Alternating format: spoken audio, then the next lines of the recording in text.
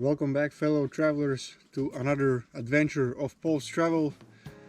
On this adventure we actually chose to go to Latvia, and of course we do have few reasons among them. One of is that we come ourselves from Latvia, but besides that I've never gone much into the nature here myself, besides the time when I was a kid, and I thought this might be a good chance to rediscover this beautiful country. Without going too much in detail about my personal stuff, let me tell you that Baltic countries and Latvia amongst them is probably quite unknown on the world stage, but nevertheless I can guarantee you that this is a true gem that's undiscovered by the most of the tourists around the world, and this is, in my opinion, a true gem in the Baltic Sea. I have to say that this part of the video will be rather short, because today is the day when we actually landed in this beautiful place that couldn't be more Latvian. It's because we had to travel from the Netherlands with a car. It's around 2,300 kilometers, which we traveled in 2 days, and of course I am tired as hell, and the only thing I'm thinking about is emptying this baby right here and cooking some meat and enjoying this view. But before I do that, I want to show you this cool place which we visited before we came here. It's actually about 40 minutes drive from here, and it was rather on the way, so it was kind of unacceptable just to come here and enjoy this beauty, of which I'm going to show you of course in the later part of this video. And I think I'm going to give you the whole tour of the property tomorrow morning, which is probably going to be on the same video.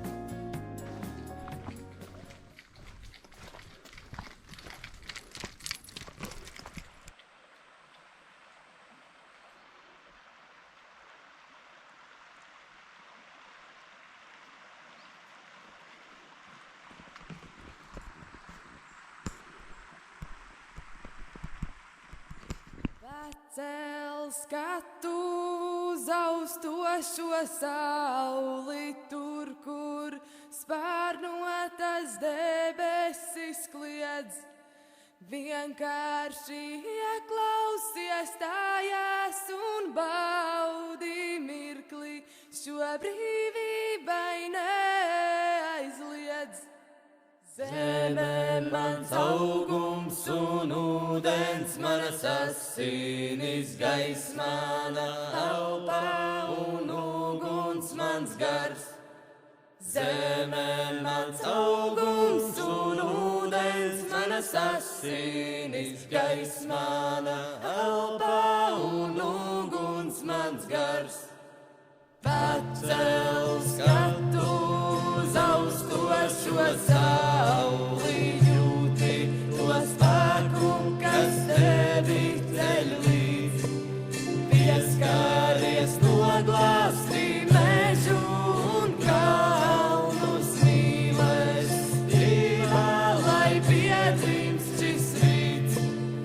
Zeme mans augums un ūdens, manas asinis, gaiss mana elpa un uguns mans gars. Zeme mans augums un ūdens, manas asinis, gaiss mana elpa un uguns mans gars. Pacel skatu uz austošo sauli, jūti to spēku, kas tevi ceļ līdz. Pieskaries noglāsti mežu un kalnus mīlestībā, lai piedzimst šis rīts. Zeme mans augums un ūdens, manas asinis, gaiss mana elpa un uguns mans gars. Zeme mans augums un ūdens, manas asinis, gaiss mana elpa un uguns mans gars. Pacel skatu uz austošo sauli, pacel skatu un zini ir vērts, lai dar tavu skrienošo sirds pulkstu audi, un lai dzīvo viss, kas tev svēts. Zeme mans augums un Dievas asinis gaismā, elpa un uguns mans gars, zeme mans augums un ūdens. The words Ainavu Krauja, literally translated, means the ravine of landscapes. As you've seen in the drone clips before, this place lives well up to its name. Ainavu Krauja is located right next to the Amata River. From the river, you can see the 45-meter high sandstone cliffs, those being one of the highest in Latvia. Besides the cliffs and layers filled with dolomite, this place is very, very chill. As you can see, the fireplace is allowed here, making camp places have generally relaxed attitude in Latvia. The only rule here is, don't leave your trash behind you. If someone catches you doing that, you'll be lynched on the spot. On the Amata River, you can participate in rafting or boating adventures. These kind of adventures are gaining a lot of fame currently. Don't be fooled by the calm looks of this section of the river. It does get quite much wider and rapid as well, so make sure you are prepared for that.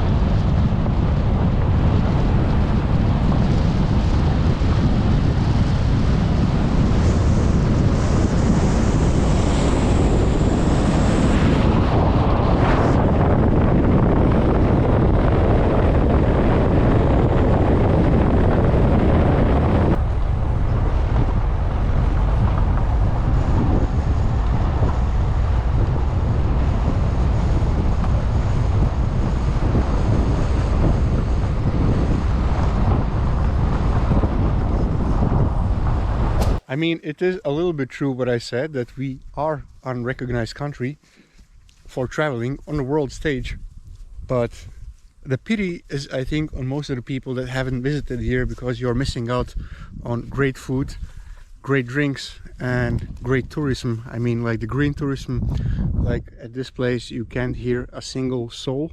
There is almost nobody around us. It's complete silence. And like you have like this lake all to yourself. Like the owner of the place, he offered us to take the boat for free, and there are the oars, and apparently down on the lake, let me just walk there really quick, show you guys. Well, I mean, you can't see it actually from here, but apparently down there, the lake, there is a restaurant that you can go to with the boat. And it was like completely free. You don't even have to pay for that. So that's really like awesome, you know, to offer to do for free. Yeah, besides that, before I get the drone in the air for the final shots of today, which like I said, probably is going to be in one video with tomorrow's adventure, we're going to cook some nice meal right here. We're not going to do the boat trip. Well, Caesar, hey! So we have just some traditional shashlik that we got in a local supermarket, some soyshlik because Sabine is a vegetarian, and I'm gonna cook it on that contraption right there, and gonna enjoy a little bit of the drink and then just enjoy this beauty. So let's get the drone up in the air, and I will see you in the morning when I will try at least to give the guide of this property correctly.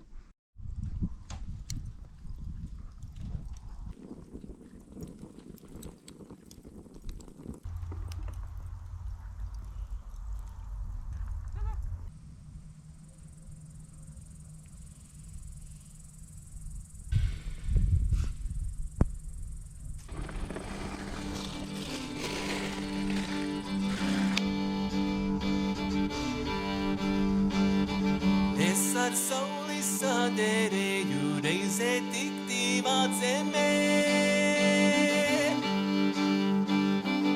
Es ar sauli saderēju, reizē tik tīvā zemē.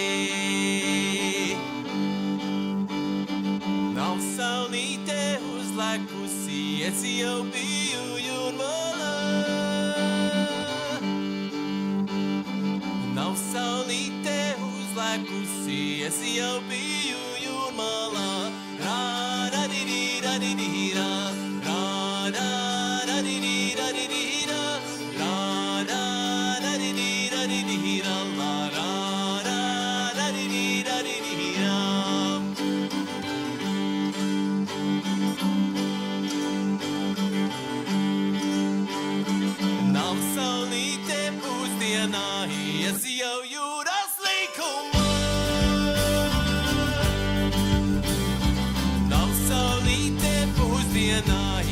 jau jūras līkumā. Nav saulīte vakarā, es jau biju mācēmē. Nav saulīte vakarā, es jau biju mācēmē.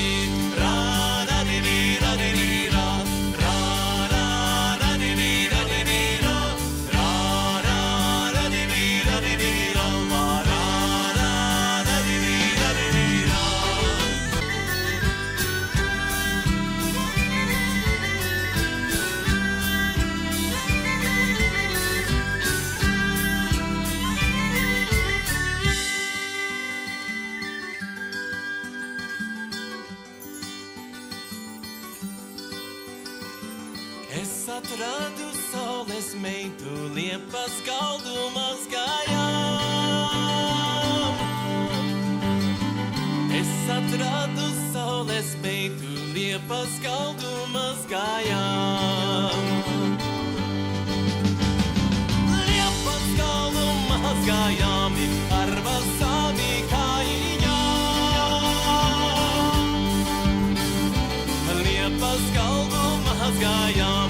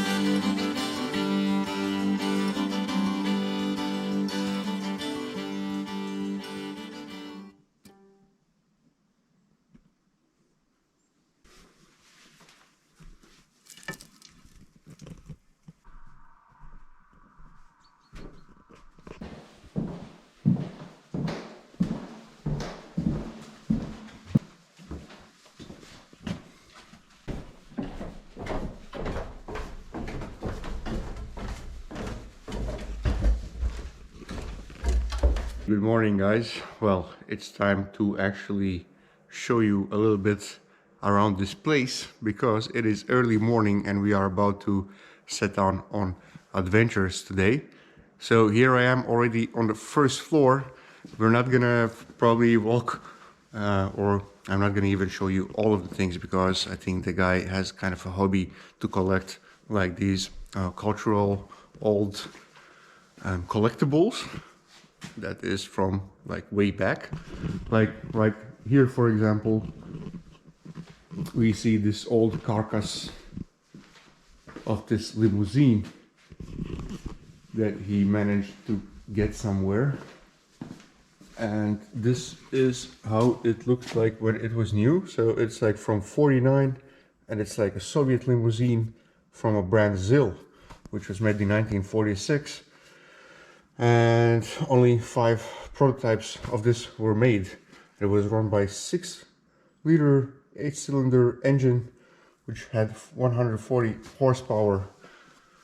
So if you imagine that there were only 5 prototypes made and he has one of them here, it's quite amazing in my opinion, even though it's not going to be driving anytime soon because, well, there's a lot of things missing from the inside, and as you can see also we can't go inside, but you can have just a glance.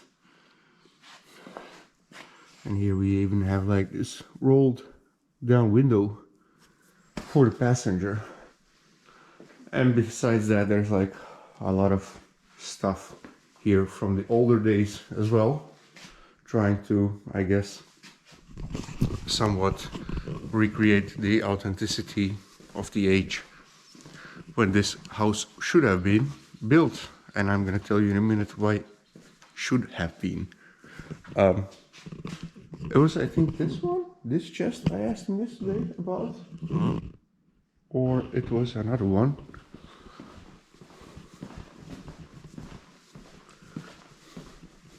Aha, so it was this chest that I asked him about yesterday. As you can see, it's a large wooden chest, and at one moment. Perhaps you might think that there's nothing special about it. Even this old thing has its own history. So I asked him, why is it so big and what was it used for? So apparently in a time of Bolsheviks, so after the Second World War, the Soviet government took away people's houses, which I'm also gonna go in a small detail in a bit. And people basically had to leave in a hurry. So in like 1 hour, let's say it like that. And people just stuffed all their stuff inside chests like this.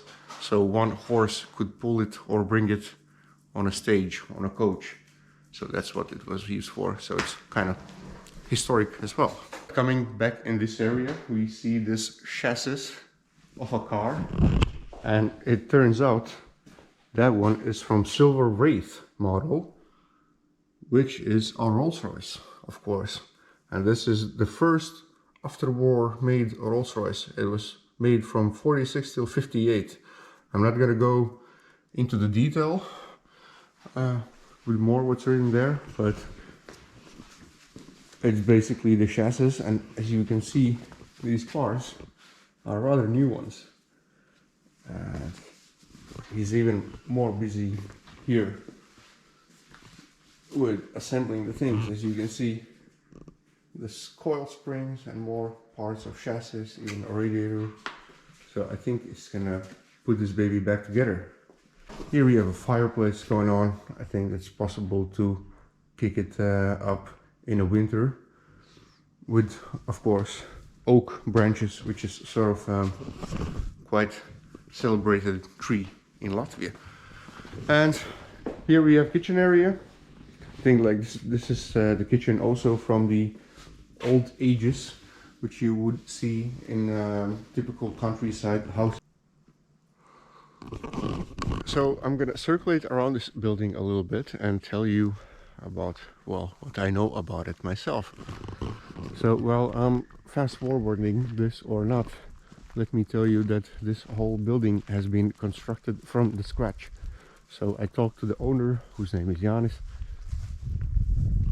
He told me when he bought this property there was only like the basics of the base of the building, and the rest basically they built from scratch. So that means all the woodwork, all the let's say it like that, all the wall has been rebuilt in more or less very traditional way that this mansion used to be looking like before in about 1940s, 1920s.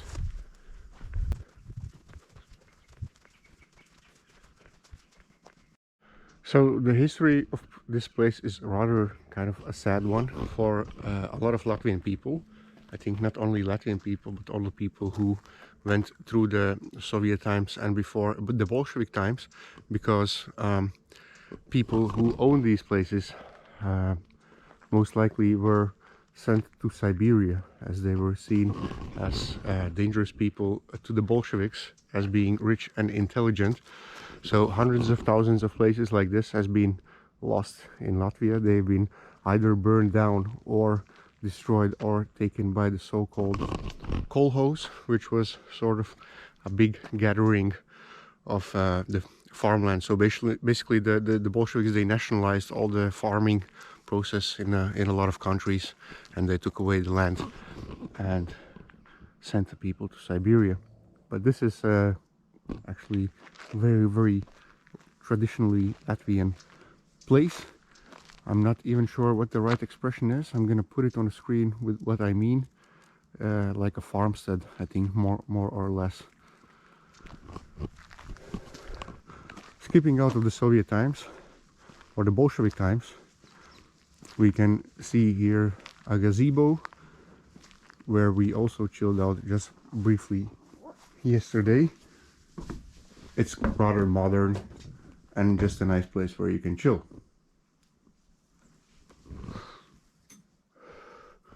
So the grill, of course, you can use as well. We used the other grill yesterday, but if you're a master griller, why not grill over here? So it's rather hard to film in a super sunny morning like this, but let me show you around the property the areas where you can go and where you can relax over here.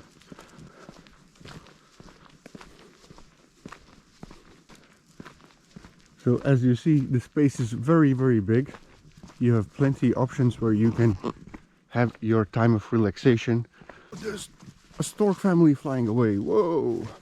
Yeah, that's another thing about Latvia. We have, I think, one of the biggest stork populations in Europe.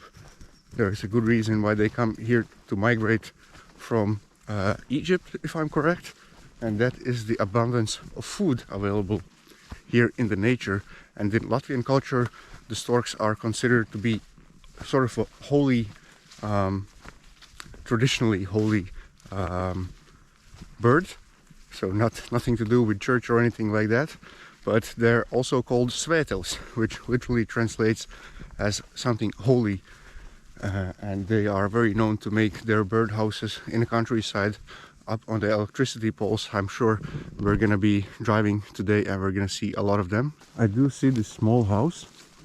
Now I would like to say that this is a typical swan house, the Swan Lake house, but perhaps I would be lying. So it appears that I would be lying in this case, because there is a water pump inside. I'm not gonna open the doors. I'm just gonna put my camera here and you can see some kind of pump and pipes are there. But in some cases people actually build houses like this on the lake and dedicate them to swans.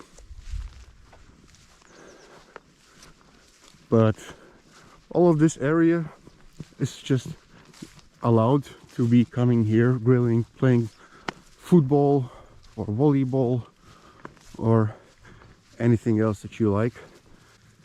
Like here you can see like this old path, which he said that he wants to leave it like this. He doesn't want to make it more modern, which I think is a good choice on his side. There we see somebody already enjoying the morning activities on a sup board. And the lake is also, I wouldn't say this like really a large lake, but the shape of the lake is interesting itself. And up there you could also play golf if you're really into playing golf, because the owner, he is kind of into golf. So that's why he made a golf course here. But like everything is free, at least in 2023. You don't have to be worried about paying anything extra to do all these activities. And are also going to be very honest, of course this place is really far from perfect. If you actually do come here, don't expect anything like this perfect Bali, Indonesia, whatever videos. Of course the place has its downsides as well, but in general I would probably rate this place 9 out of 10. Also, I was a little bit wrong about the price yesterday. It wasn't 170 euros for 2 nights. It was actually 118 euros for 2 nights for 2 persons. And of course we did have to pay a small dog tax as well. It's 20 euros for 2 dogs for 2 nights, so it's also super cheap. Oh, yeah. Good boy. And I think I already mentioned that about the oak tree, that this is kind of like a very national tree for Latvian people. And right here we are literally surrounded by oak trees and birches as well, because we do actually drink the juice of the tree, which is known as the birch juice. It tastes a little bit sour, but it's considered to be very healthy, and of course it should be having some healing properties according to our culture. I haven't drank it myself, honestly, like I think about 20 years, because I did have it a lot when I was a kid. But this place is just surrounded with these things that remind of Latvian culture and our traditional values, which I think a lot of people would appreciate as well, given in fact, especially the Europeans, where we are connecting with the nature and assigning all kind of healing properties to natural things, which comes down from our past.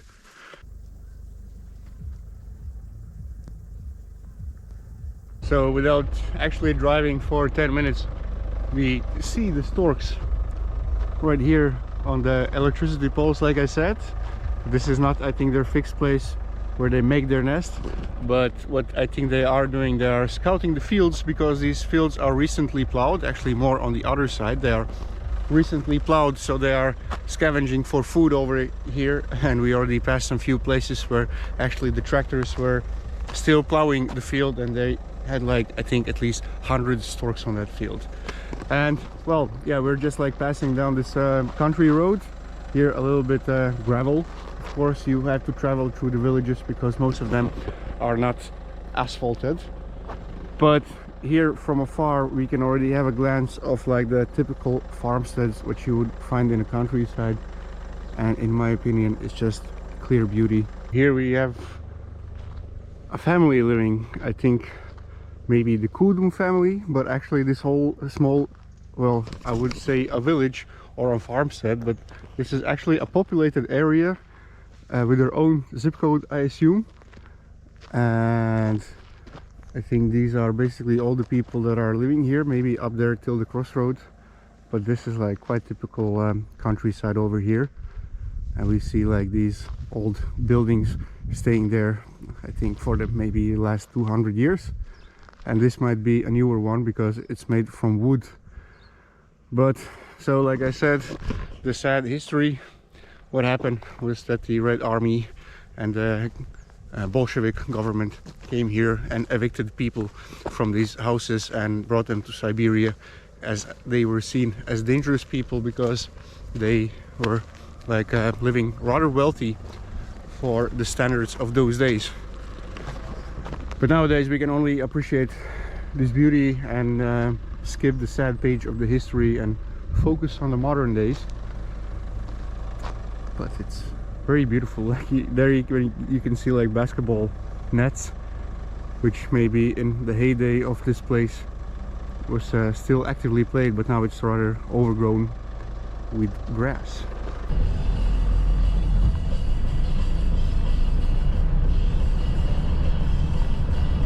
It might not look like a lot from here, but we are gonna climb up there to see the Turaida Castle, because we have arrived in a place called Sigulda, which is one of the most famous places in Latvia, because we do have like this region where we see like hills, and some people even refer to this region as the Switzerland of Latvia.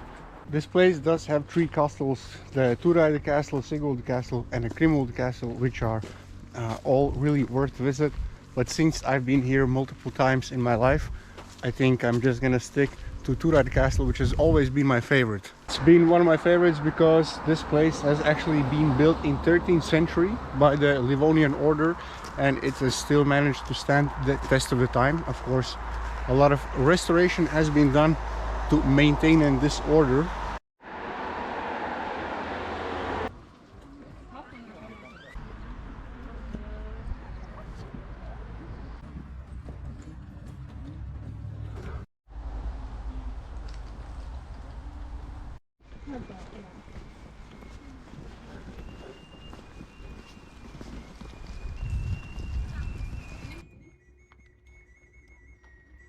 Let's be honest, there are far more better preserved castles around Europe.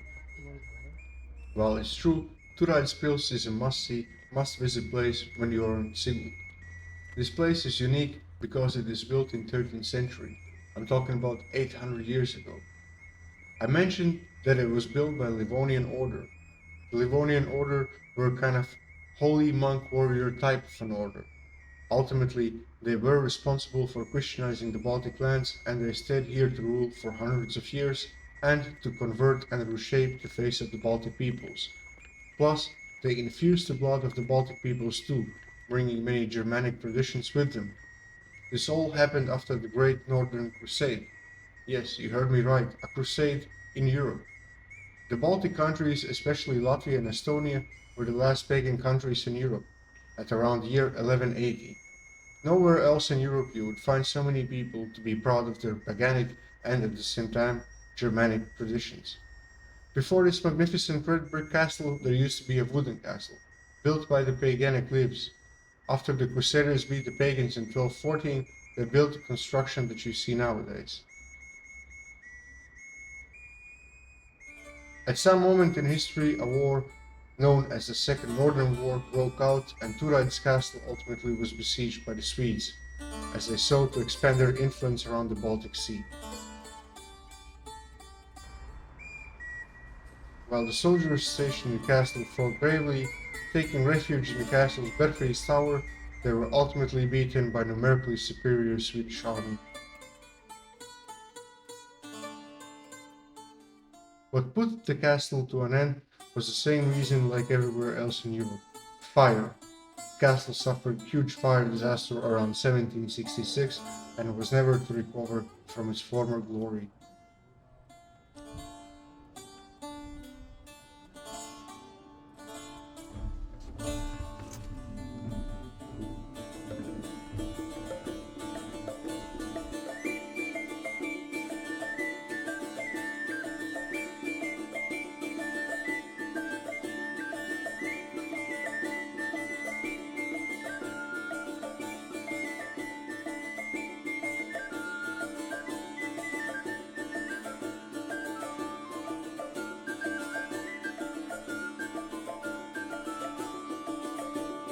Tempus transit gelidum, mundus renovatur, verque redit floridum, forma rebus datur, avis modulatur, modulam sletatur, avis modulatur, modulam sletatur, Cocidiore tenio, aeriam serenatur, jam florea, jam promea, silvacum intensatur.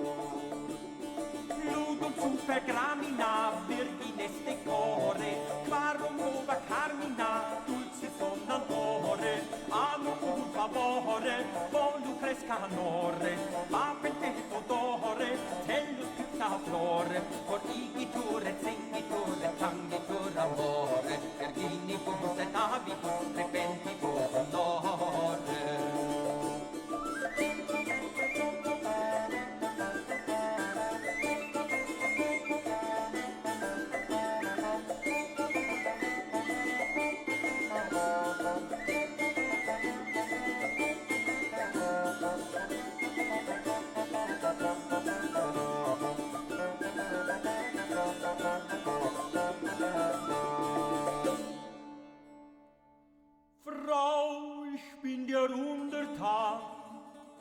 Des lass mich genießen. Ich dien dir so ich beste kann, des will dich verdrießen. Nu will du meine Sine mit ihm Gewaltes ließen. Nu wollt ich deiner Mine für süße Wunde nießen. Viel reine Wild in schoner Lieb will mich zu sehr schießen, aus dem Gebot ich nicht mehr komm, ob's alle wir hießen.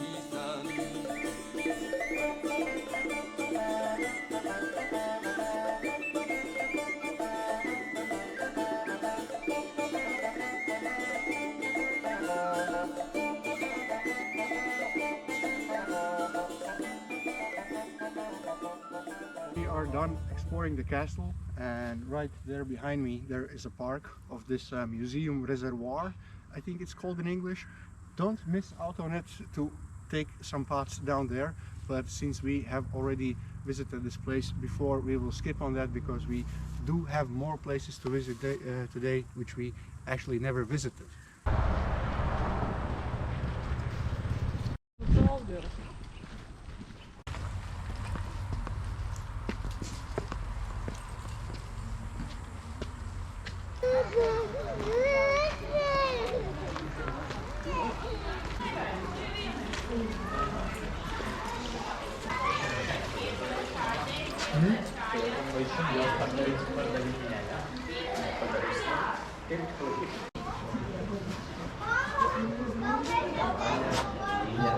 So Gutmanis Cave is actually one of the most biggest and deepest caves in the Baltics, and well, it speaks for itself. I mean, the size is kind of impressive for this place, and it's basically made from the limestone. And of course this place, just like the castle beyond us, is associated with myths and folklore.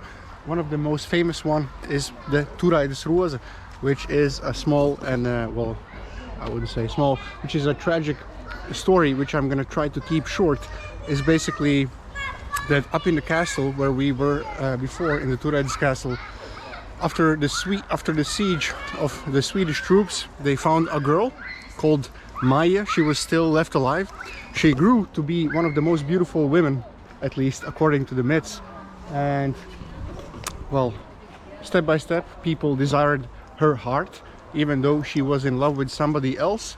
There was this one guy who tried to force her into marrying him. So he actually pretended to write a letter in a name of her lover, and they agreed to meet here near the cave. And when she came, she saw that was the other guy, and before he probably violated her, the myth goes that she had a red neckband on her neck, and she said that it protects her from the sword. So she basically said that if you hack at my neck, the neckband will protect me from that. And of course it didn't, and she died over here, which is a true myth, occurrence, because this goes back in the chronicles, and in the end the guy who killed her got prosecuted. But this is the place, and well, from these many inscriptions we can see how far does the time go back. It goes back about 300 years even, the oldest inscriptions here. Up there I think I saw one from 1869. Of course I'm not gonna try to look for all of them, and probably if you did the same thing nowadays, that would be considered pure vandalism. And the small wooden structure that we saw on the way here is actually called bunduītis. That is something Latvian, which means like sort of a round shape object, and that was constructed in the beginning of 20th century, so about in 1901 or 1907, and that was just to keep the tourists well fed. So people came as a tourist to view at this cave for hundreds of years already. Fabian, where are we going? On a waterfall. Down the Sūdens rhythms. In the middle of nowhere. In the middle of nowhere, exactly. There should be a waterfall. Well, I'm not expecting to be running like Niagara. Probably something on a local scale. But it's really weird that you have to park like on a highway, because there is no other way or no other place where you could park, except like if you park maybe super far away. So let us beat this little steepness that's welcoming us and head down 630 meters through the countryside to see a waterfall.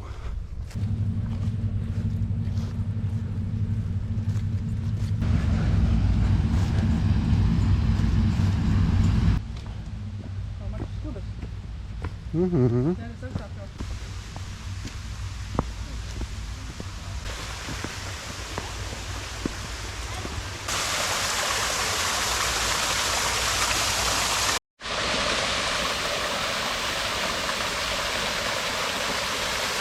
So ladies and gentlemen, that is the mighty waterfall of Dauda, or Dauda Sūdenskritumu. As you see from the height of it, it's about 2 meters, 2.4 meters tall, actually, what I read, and about 5 meters wide.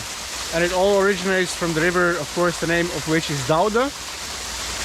And well, here the water falls down. I think it's well, it was sort of on the way, so it was really nice to stop here and to see it, make some pictures for the memory, and enjoy the relaxing sound of the water falling and hitting the water.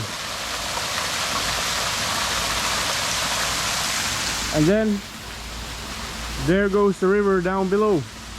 It continues to float. I don't know really for how long, but one famous thing about Latvia is that this is the land of rivers and lakes and generally water. I'm not gonna lie, but I think there are thousands and thousands and thousands of rivers in this country, and naturally some are bigger, some are smaller. I think the majority of them are rather small ones. And same like River Gauja that we could see already from the Turaida Castle. That is one of the bigger ones, and actually the one of the most dangerous ones. So one should be really aware if you're taking a swim here. Look at Sabine, she's making some Instagram photos right there. Alright, I think we've seen it. Now we can continue, or actually walk back to our car and go see the Paradise Downs, or the Mountain of Paradise. You are very well known for stealing rocks, but this one is actually a really nice shape. Yeah. It's like a dragon actually from my side. Dragon on the see? It's like a dragon. Mortal Kombat.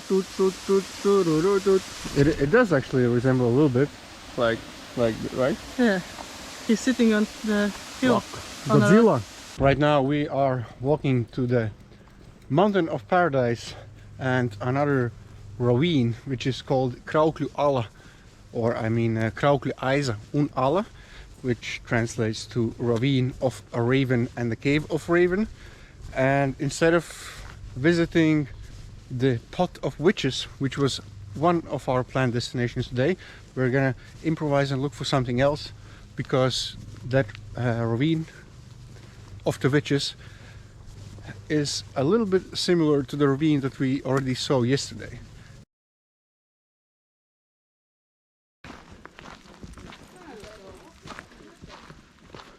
Well, this is the place. Down there in the distance you can still see the Turaida Castle, which makes this place kind of cool. I'm assuming this is it. You have like bigger overview of the valley, which you can see are literally surrounded by the hills on the sides. But you might ask, why do they call it the Mountain of Paradise? I bet the swings there has to do a lot with it, because you can swing and look at this. Or perhaps there's more Latvian mythical things kicking in. It could be that the name the Paradise Hill, or the Mountain of Paradise, comes also from the superstition, because those old pesky Latvians, they were quite superstitious, given all the names of the places throughout the country. You hear a lot of devil, a lot of witch, a lot of heavenly things, or things that take you back to the old religion of paganism.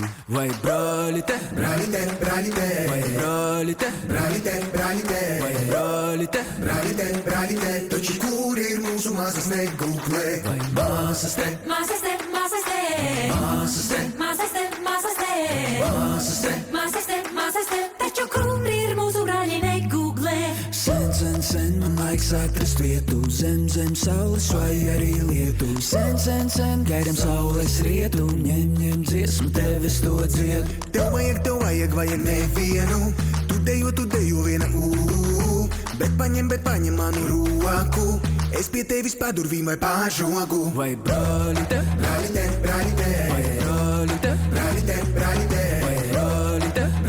brālite, taču kur ir mūsu māsas negooglē? Vai māsas te,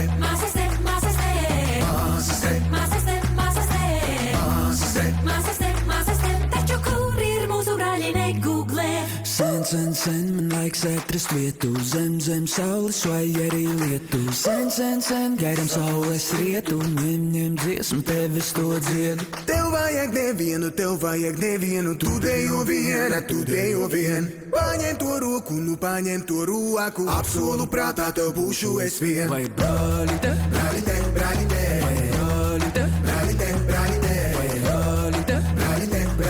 taču kur ir mūsu māsas negooglē? Vai māsas te?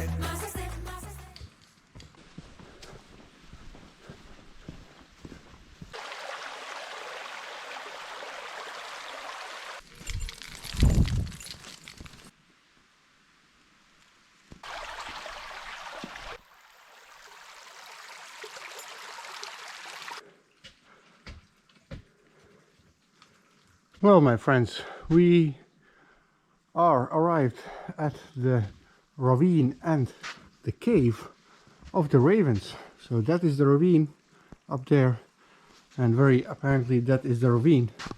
And just before my battery switches off, I would like to just tell you the myth how this place got the name of the Ravens Cliff. So in the older days there was, let's say, a position called avagars, who was responsible for defending the peasants or the serfs at the time, and he defended them against the barons. And of course the barons didn't like this guy, so they disposed of him. They pushed him down right from there. He fell dead and nobody could find this poor guy until a day the peasants came looking for him in the forest, and they saw a flock of ravens flying up, and thus they found the dead body of their representative. And that's basically how the place got its name, the Ravens Cave and the Ravens Ravine.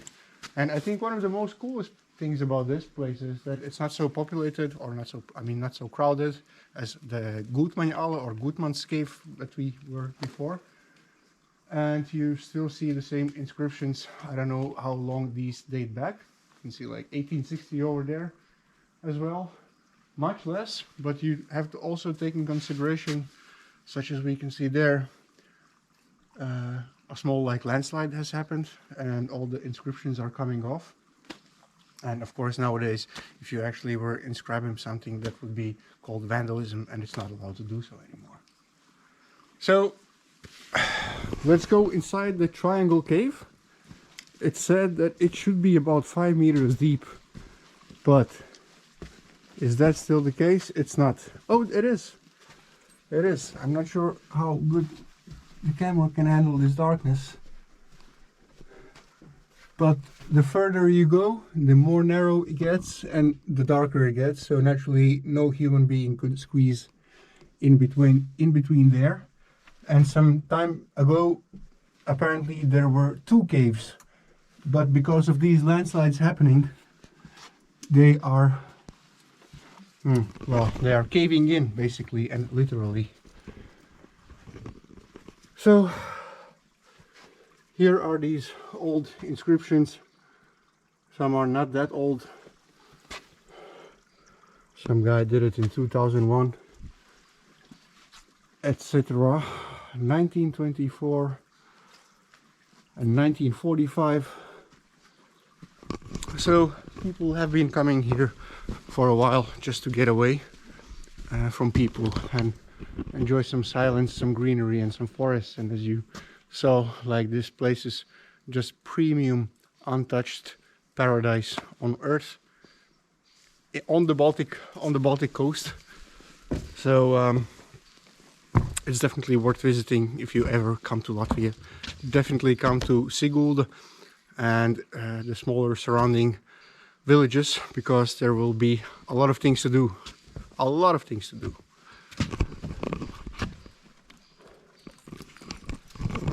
But as for us, I think from now on we're gonna improvise a little bit. Perhaps we're gonna go back to our, so to say, guest house and take the boat in the lake if we dare.